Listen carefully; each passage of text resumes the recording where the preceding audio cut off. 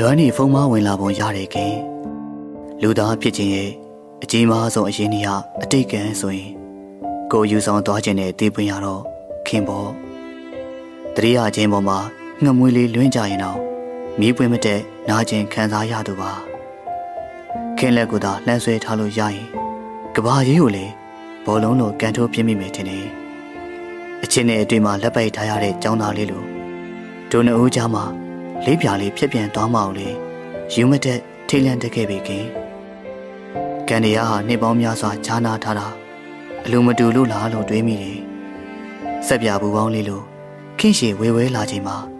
ရလက်အနေနဲ့ဖြက်ကနေကွဲတဲ့အချိန်တကယ်ခင်းနဲ့ခင်းရည်တန်လေးကိုပဲတရားပေါင်းလွမ်းမမယ်ငှက်ကလေးကိုငေးကြည့်ရတယ်လို့ပင့်သက်ကိုတော့ခိုးရှိုက်နေရတယ်ခင်ဘယ်အချိန်များပြန်ထွက်ပြေးသွားမလဲပေါ့ခင်သာချစ်တဲ့တပုတ်ဆိုရင်ဘသူမှမကြောက်စိတ်နဲ့ပဲတူတူလေးဆိုမယ်အခုတော့ချစ်တယ်လို့တခါပြောဖို့ပါရမီဆက်ဆက်တွေ့တန်းထားတဲ့အားရင်တွေကုန်ခန်းလူမတက်ပါပဲခင်ရဲ့အလွမ်းနေဖုံးမဝင်လာပြန်ရောပေါ့ဟုတ်ကဲ့ပါအခုလိုမျိုးလွမ်းသွင်းလာအစီအစဉ်မှာပါဝင်ရင်ဖွင့်ခြင်းနေဆိုလို့ရှိရင်တော့အပတ်စဉ်ကြာတာမင်းနေ့မတိုင်ခင်မှာတ